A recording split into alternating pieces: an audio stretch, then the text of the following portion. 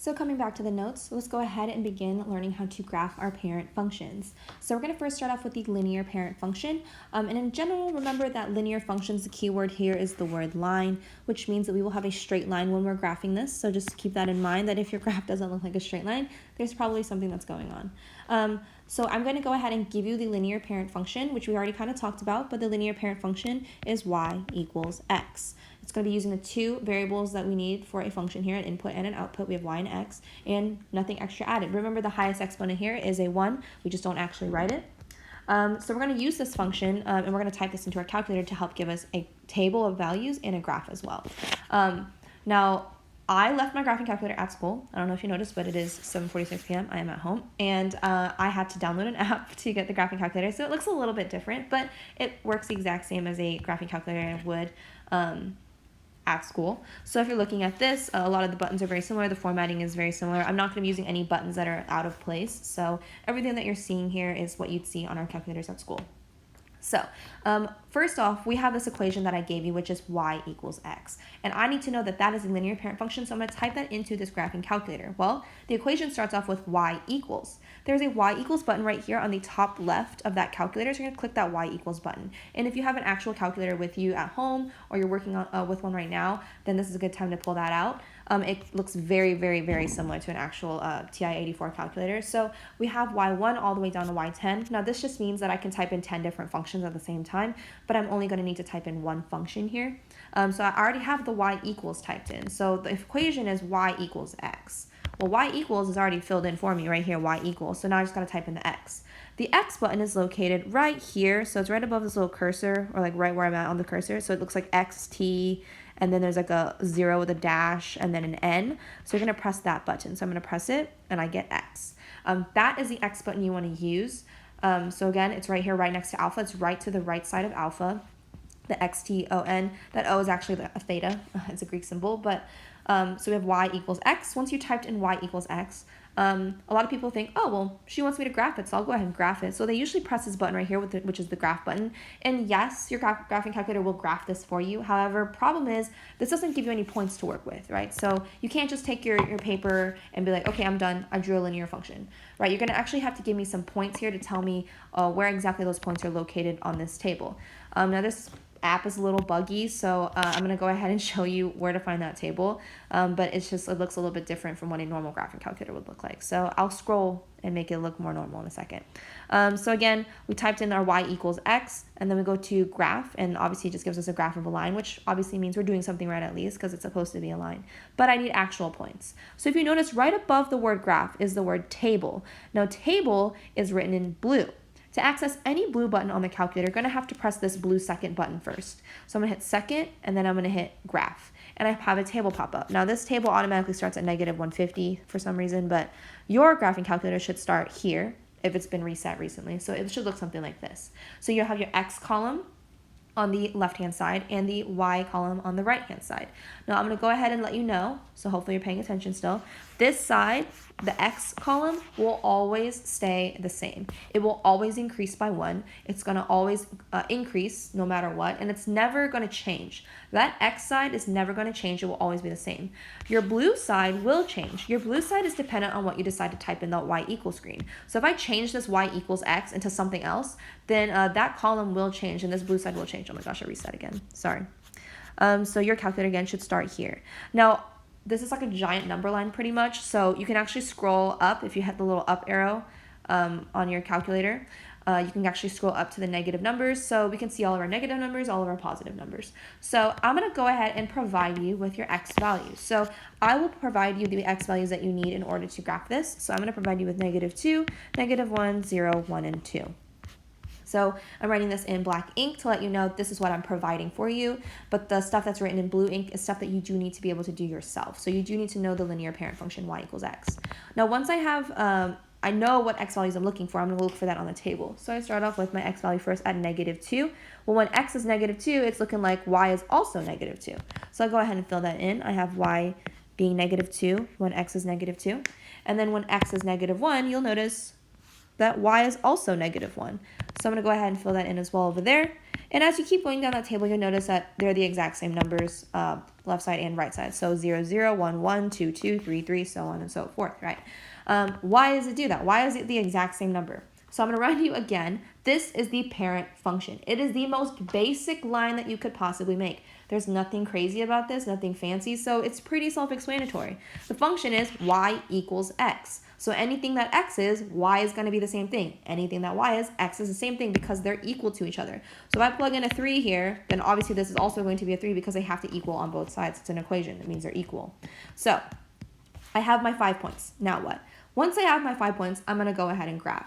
Just to give you a reminder on how to graph, you always go your x coordinate first and then your y. So we're going to go ahead and start with the point -2, -2. So -2, -2, I'm going to go ahead and start plotting this. Now you always start at the origin at 0, 0, right? I'm going to start here. And then I'm going to go follow my directions of -2, -2. So the first point is -2, -2. Remember, it's x and then y. So we're going to go in the x direction first. Now, x direction is left and right on the x-axis. Now, it's telling me it wants me to go -2, which means left 2. And then the y value, so this is where I'm at if you're following my... I know you can't actually see me writing, so here's where I'm starting. It says go left 2 because it's x is -2. And then it says y is -2. Well, once I've already moved left 2, it wants me to go y -2. So y is going to be your up and down direction. So you're either going to go up or you're going to go down. If it was a positive number, you go up. If it's negative, you go down. So it's -2. I'm going to go down here, and this is where my point is. So I'm going to go ahead and erase this point at the x-axis. So to get to -2, -2, I go left 2 and then down 2, and I plot my point. So this is just one singular point. The reason why I made a mark there at -2 is just to kind of show you like where I was headed in my thought process. The next point here we're going to plot is -1, -1. Again, we're going to start back at 0, 0. -1, -1 means I'm going to go left 1 and then down 1. All right, moving on, we have 0, 0. Now 0, 0 is the origin, so that's the center of this graph, so it's going to be right here.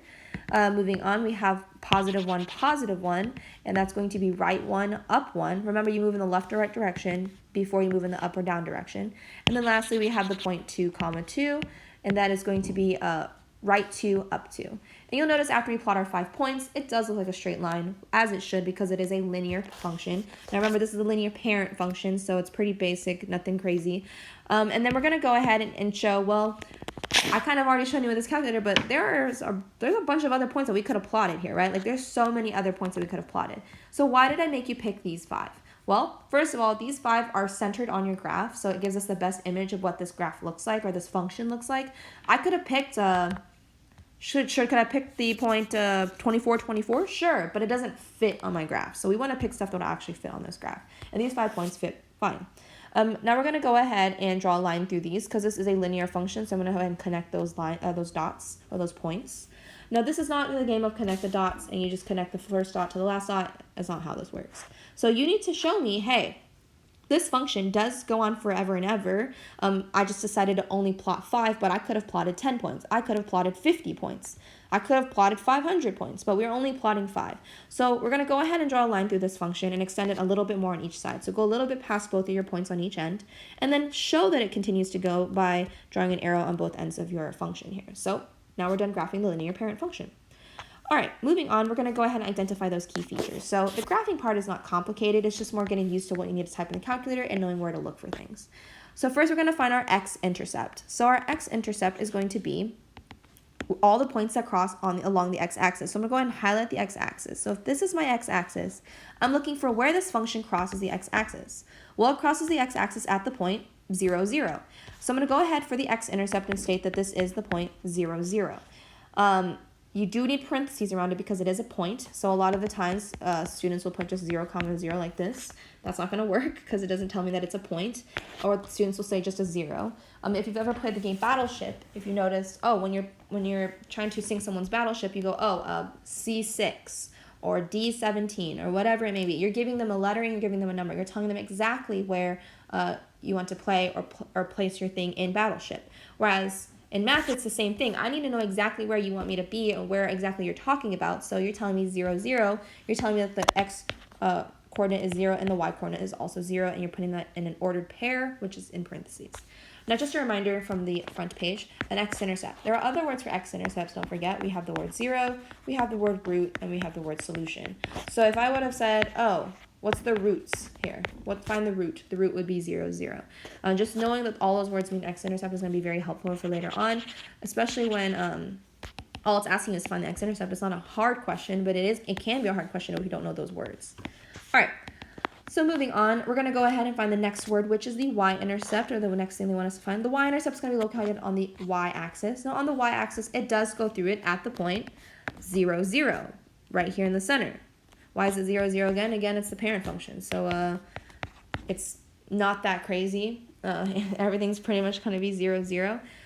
Also, I want to let you know that 0, 0 lands on both axes. So it lands on your x-axis, right? It's on top of the x-axis here, but it's also on top of the y-axis. So if you have 0, 0 as an x-intercept, then it's also going to be your y-intercept because it lands on the y-axis as well. All right, and then the next two words are domain and range. So let's go ahead and talk about this a little bit more. This is when it starts to get a little bit tricky. So domain is when we're talking about our x values. So on the front page, we said, hey, domain is always associated with x. Just make sure that we always know that, hey, we're talking about x here. So let's talk about domain. When they're asking us to find domain, they want us to list or write out all the possible x values of this function, okay? So let's look at all the x values of this function. Right now, these are my x values. I have these 5 x values, but technically there are more than just those 5 x values, right? I have a billion more that I could possibly graph. So for example, on this calculator, I'll just go ahead and scroll somewhere. I could have graphed at 50, 50, the x value of 50, the x value of 51, of 52, of 53. I could keep scrolling and keep going on and on forever, up to 200 maybe, right? So is there a limit, or can I just keep going? Well, you can just keep going. That's what these arrows mean. These arrows say that you're going to go forever and ever. Now, I know that you aren't really taught this about lines, but just to let you know, these points right here that we plotted, these 5 points, are points that we plot because they're whole numbers. But there's technically a bunch of little tiny points on this line, all inside, that make up this line, but they're all decimal points, and we don't use them as actual points to plot because it can be hard to plot. So I'll go ahead and show you what that means. I'm going to go ahead and graph or type in y equals x here to show you what I'm talking about. So this is my line, and I'm going to go ahead and show you these are the 5 points that I plotted from these are the exact same table points that I have plotted on my graph on my notes. Now, these points are the ones that we have been like, okay, these are the ones that matter. But if I take my cursor and I drag, oh, sorry, I got to do it without the table. 1 sec. Okay. If I take my cursor without dragging it, right, the 0.00 does exist, but if I drag it here maybe, right, 0.23, 0.23, okay. What if I drag it up here? That's 2.5, 2.5. Maybe down here, negative 2.42, negative 2.42. So there's points all along this line, but they're just a bunch of decimals. Is it possible for you to list out every single x value that this line goes through, or that this line could possibly have as an input value? No, there's like an infinite amount of numbers. There's no way for you to possibly actually do this. Like, how can you possibly list out all the numbers that are in between just those 2 numbers? And then you're gonna do it for everything else. So domain is all your possible x values, but there's way, way, way, way too many to count, right? You can't actually list them all. So in math, when there's every number that can possibly be, and we're like, okay, then it's every number that you can possibly have, but I don't have the time to write it all, we call that all real numbers. This is a kind of a hard concept for people to understand. Basically, I'm saying I have to list out every single x value that this line is going to go through, but it goes through literally every number, and it's not possible for me to list out every single number in mankind. So I just say, okay, then it's everything. It's all of the real numbers. Now, I do shorthand this by using the all real numbers symbol, so it looks like an R, and then you draw an extra line inside of it, which means all real numbers. It's the same exact thing. It's just the symbol instead of actually writing out the entire phrase. All right, let's move on to range. Well, range is always associated with your y values. Well, it's kind of the same thought here. Your range values is your y-axis, your y values, and this graph is going to continue to have y values infinitely in both directions, because if I think about it, this line keeps going up and up forever, which means eventually it's going to hit a y value of 200, a y value of 500 eventually, right? So I could zoom out. This is the same exact graph. I could zoom out to the thousands, right? Like I'm in 1500 right now. If I go over here to a point, I could just keep going. Look how giant that point is. 1205, 1205, right? Like the points can just get larger and larger. And then it can also go completely negative and continue going forever and ever as well. So your range is also unlimited. It's also every single possible number. But instead of saying, okay, well, how do I list all the numbers? You just say, well, it's all real numbers. So I'm going to go ahead and write my symbol there as well. So just kind of a key fact to let you know that all linear functions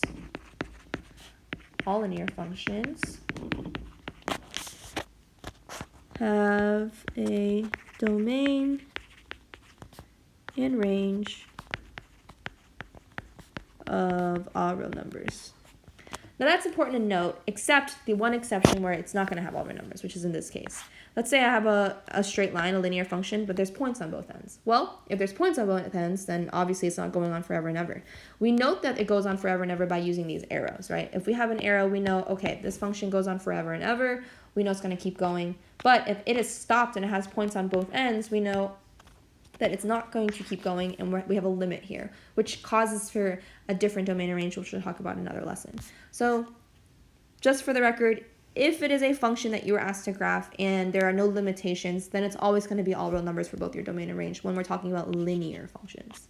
All right, moving on to quadratic. This will go by a lot quicker because I don't have to explain every single step. Quadratic functions. Remember, we need to know what quadratic functions look like when we're asked to describe what a quadratic function is.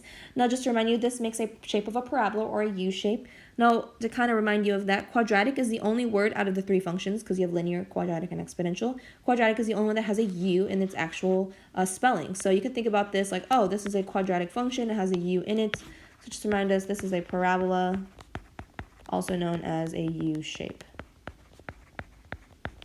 All right. Now, the parent function for parabola, again, we're going to start it off with the basic backbone, y equals x. Now, we talked about how, okay, if this is a linear function, to create a quadratic, all we need to do is add an exponent of a 2, and it's automatically quadratic. And so if you watched and paid attention to that Desmos section that I used, you'll understand what I'm talking about there. So we're going to do the same thing we did in the linear functions, get a table, and then graph those points. So I'm going to go ahead, oops, I don't need that anymore. I'm going to go ahead and go back to my y equals screen. So again, if you don't know, this is like my main calculator screen. Just to remind you, any button that has blue writing, you must press the second blue button in order to access it first. So right now, I just need to go to the y equals screen to type in a new function. So my y equals button is up here in the top left, so I type it. You can hit clear if you'd like, so I'm going to clear out my calculator. And then I want to type in y equals x squared. Remember, the x button is located right here where my cursor is, right next to alpha, right next to it. So I click x, and then I want to square it. So there's two ways you can square it. The first way is you can use this little arrow key right here that I'm above, the little caret right below clear. You can press that button and go up to the exponent and press a 2. The other option is, oops, that's not what I meant to do. You could do the x squared button, which is a shortcut over here on this left-hand side. It says x squared, and if you press that, it has a squared automatically for you. So there's two ways you can square it here. Now, obviously, could you hit the graph button? Yes, you could, and it gives you a graph of that, but it doesn't actually give us a table, so we're going to go ahead and get to the table. Remember, table is written in blue right here, so we need to access it by hitting the second button and then the graph button. I do need to scroll because, again, this graphing calculator app is bugged. All right, so your table would start here. And notice, again, your x column, this column on the left, these numbers don't change, just like they didn't. They were the exact same as they were earlier. But this blue column changed because we changed our function that we're putting in. You're going to do the exact same thing as earlier. I'm going to give you the x values, and you're going to be asked to input those y values or find those y values. So I'm going to give you x from -2 all the way to +2. Again, this gives us the best image of our graph, so this is why I choose these 5 numbers. So if I look into my calculator, when x is -2, my y is +4. Okay, so I'm going to go ahead and write down a 4 over here. And then when it says x is -1, my y value is +1. All right, and then when x is 0, y is 0. When x is 1, y is 1. And when x is 2, y is 4. So I'm just copying down exactly what I see in my calculator. My calculator does all the work for me, so I'm good there. Now, if you notice, all of these numbers are positive. Now, why is that the case? Well, your function is saying y equals x squared. So we used x as -2, so that's the first number we used. So I'm going to go ahead and show you what your calculator is doing. So your calculator is taking that first x value, so taking -2, they're plugging it in for x. So they're doing -2 there. Now, when they're plugging it in, they're using parentheses around it, of course, because we talked about that in Unit 1. And so they're plugging in -2 for that x value, because that's what you told it to do. Plug in -2 for x. Well, what is -2 squared? Well, -2 squared is really just -2 times -2. Well, what's -2 times -2? +4. And that's where this 4 comes from. So if I were to input for x, if I were to put in a Let's try -5, for example. If I plug in -5 as my x value, -5 squared is going to be 25. So if I look on my table, if I go to -5 in my calculator, I'll notice that -5 ends up being 25. So your calculator is doing all that math for you, and you're not having to do any of that. Now again, you do need to know your parent function. So again, remember, you do need to know y equals x squared is your parent function for a quadratic. All right, let's go ahead and plot these points. So I'm going to go ahead and plot, oops, let me get rid of that. I'm going to go ahead and plot -2, +4 first. So it's going to be start at 0, 0. We're going left 2 and then up 4. Oops. And then we have -1, +1, which is going to be left 1, up 1. And then we have 0, 0. That's going to be at the origin. We have +1, +1, and that's going to be right 1, up 1. Oops. And then our last point, but not least, of course, is 2, 4. So right 2 from the origin and then up 4. Now you'll notice that this is symmetrical. Symmetrical means if I were to cut this thing vertically in half, that both sides would be identical. So they're like a mirror image from each other. So this is 2 away, this is also 2 away. We'll talk more about symmetry later on when we get to unit 7. So I'm going to go ahead and connect this curve through with all my points. I'm going to go ahead and use like a red or something more bright. And connect my 5 points together. This quadratic, again, does continue to go up higher and higher and higher. So I'm going to go ahead and put arrows on both ends of that function. Again, we picked 5 points, but we could have picked any amount of points. I picked these 5 because I know these will fit on my graph. If I pick something larger, it won't fit on my graph. So once we have the graph down, we're going to go ahead and identify those key features. So finding the x-intercept. Well, the x-intercept is going to be located on our x-axis. This is our x-axis right here, the one that goes left and right. And I see that the point 0, 0, which is right here at the origin, goes through my x-axis. So our x-intercept here is 0, 0. Again, just knowing how to find an x-intercept is just looking at that x-axis. Search for it. See if you can find where it crosses the x-axis. The next thing it's asking us is for the 0 of the graph. Well, what does 0 mean? Well, remember, we talked about this on the front page, so you want to make sure you flip over your vocabulary, but a 0 is an x-intercept. So is the word root, and so is the word solution. All those things mean find me the x-intercept. So it's wanting you to it's asking you to find the 0. It wants you to find 0. Well, what's the 0 of this graph? What's the x-intercept of this graph? Well, it's still 0, 0. My answer is not going to change. So is this a trick question? No. It's testing you on your vocabulary. It's asking you the same thing twice and asking, do you understand what a 0 is? And understanding that's the exact same thing as an x-intercept. All right, and then our next thing we're going to find here is the y-intercept. The y-intercept is going to be run along the y-axis. And the number, or the point, the point on the y-axis that it goes through is 0, 0. So again, we're going to put that in parentheses because it is an ordered pair. All right, and then lastly, we have our exponential functions. Now remember, the key word in exponential here is the word exponent. And also you want to think about it, the exponent is the x. So x, which is in the word exponent, x is in the exponent. So we have x in the exponent. So this function is the one that looks like this. Y equals 2 to the power of x. So your exponent, x is in the exponent. There is no number up there. So people can get that confused with other ones, so just be very mindful. Remember, quadratics always have a squared. It always has an exponent, highest exponent of a 2. If the highest exponent is a 1, then that's going to be your linear function. And if your exponent is a variable, like x up in the exponent there, it's going to be an exponential function. So again, you do need to know your parent function. So this is the parent function for an exponential. It's the most basic exponential function here that we have. So I'm going to go ahead and go back to the y equals screen, and I'm going to clear that calculator out. Again, your y equals button is in this top left-hand corner. So I type in y equals, or I click y equals, and now I need to type in 2 to the power of x, because my equation is y equals 2 to the power of x. So I'm going to find 2, which is down here. And then I'm going to raise it to the exponent, which is right below the clear button right here. It's the up arrow, so up to the power of x. You're still going to use this x button right here when you're typing in that x, so 2 to the power of x. Then I'm going to go ahead and hit second graph. So that's going to give me the table. Again, my table is super bugged. I don't know why it does that every time, but all right. So my table starts there at 0. Again, this left-hand side has stayed the exact same, but this blue side is changing. Now I'm going to go ahead and give you your x values that you're going to need. So our x values here that we're going to need are -2, -1, 0, 1, 2, because I'm too lazy to be creative and change it. Also, the graph is only so big and I can't pick numbers that are too big. So I'm going to go ahead into my graph, or in my graphing calculator. So at -2, when x is -2, our y value is 0.25. So I'm going to go ahead and plug that into my table, 0.25. When x is -1, my y value is 0.5. And then when my x value is 0, my y value is +1. And then it's 1, and then 2, and then 2, 4. All right, so once we have our 5 points, we're going to go ahead and plot. Now, people kind of freak out about this one because of the decimals, but you graph it like you would normally graph it. So I'm going to go ahead and start at the origin. So we're going to plot -2.25 first. So starting here, we're going to go left 2, and then we're going to go up. Now, why are we going up? Well, 0.25 is positive, so we're going to go up 0.25, which is a quarter of the way there. So left 2 still, and then up a quarter.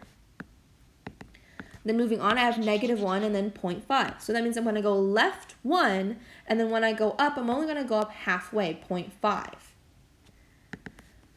Now this is the first problem we've had where we don't have 0, 0. We have a 0, 1 instead this time. So 0, 1 means, okay, for the x direction, you're not going to go left or right. It wants you to go 0 left, 0 right. So stay at the origin. But it does want you to go up 1 because that's a +1 for your y value. So we'll go ahead and put that there. And then we have 1, 2. So 1, 2, it's going to be a right 1, up 2.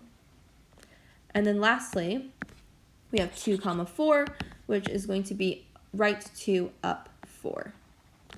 All right, now remember we talked about this exponential function earlier where it doesn't actually go through the x-axis. So I'll go ahead and kind of show this because we can't really zoom in on paper, even though we really want to sometimes. Like, right, we talked about how this doesn't actually touch the x-axis. So when you're drawing your curve through this, yes, it does start off high, so it doesn't start off high, but it goes up higher on the right end. But as you're going to the left end and it flattens out, you want to make sure, sorry, my hand's dragging across the iPad. You want to make sure that it's not actually going through the x-axis here, because this parent function does not go through the x-axis. All right, now we're going to go ahead and answer these questions, your x-intercept, your zeros, and your y-intercept. Now, your x-intercept, it wants you to find where it crosses the x-axis. So I'll go ahead and highlight the x-axis here. This is my x-axis. Are there any points, or does this graph ever go through the x-axis? And the answer is no. We just talked about how it's never going to cross the x-axis. So what do you put? Well, if it doesn't cross the x-axis, and that means there's no x-intercepts, so we're going to put none. There's none of them there. All right, and then it's asking you for the 0. Well, what are the zeros of this graph? Are there any zeros on this graph? Now remember, a 0 is the same thing as an x-intercept, same thing as a root, same thing as a solution. So if it's asking you again, what is the x-intercept? But the x-intercept doesn't exist. There still isn't one, so it's still going to be none. Both of these answers should be the exact same answer because they're the exact same question. They're asking you the same exact thing. All right, and then lastly, we have the y-intercept. Now, the y-intercept is where it crosses the y-axis. Sorry, give me 1 second. I'm struggling. Where the y-axis is, we're looking for where it crosses the y-axis. Well, where does it cross? It crosses right at 0, 1. Not 0, 0. So your y-intercept here is 0, 1. Now I do want to mention, because people get confused between x-intercepts and y-intercepts and the points, this will be the last thing, but this is your notes for it. Let's talk about the difference between an x-intercept and a y-intercept. So let's do 3, 0, and then 0, 3. So these are very identical in the way they look. It's just that one has a 3 in the x spot and one has a 3 in the y spot. Now, if you don't know this, all points are listed as x, y. Your x comes first and then your y comes second. Now, both of these points have a 0 in them, which means that that spot doesn't have any movement happening. The movement that is happening is wherever that number is that's not a 0. So in this first one where it says 3, 0, your 3 is in the x slot. So your x value is 3 here, your y value is 0. Because the x value is 3, it's telling us the x-intercept is at 3, 0. This one, your 3 is in the y slot. So it's saying you have a y-intercept at 3. So if I look at my graph, my blue point right here, 3, 0, is on the x-axis because it's an x-intercept because the 3 is in for the x slot. If I have a y-intercept, it's going to have a number in the y slot, so 0, 3. So if you want to test yourself really quick, can you figure out 0, 24? Where is that going to be located? 0, 24, that's a y-intercept. How do I know that? Because the y value has the 24. So the y-intercept is at 24, which is all the way up here on the y-axis. But that is it for your notes for graphing parent functions. If you have any questions, feel free to reach out or ask me for help or comment a tutorial.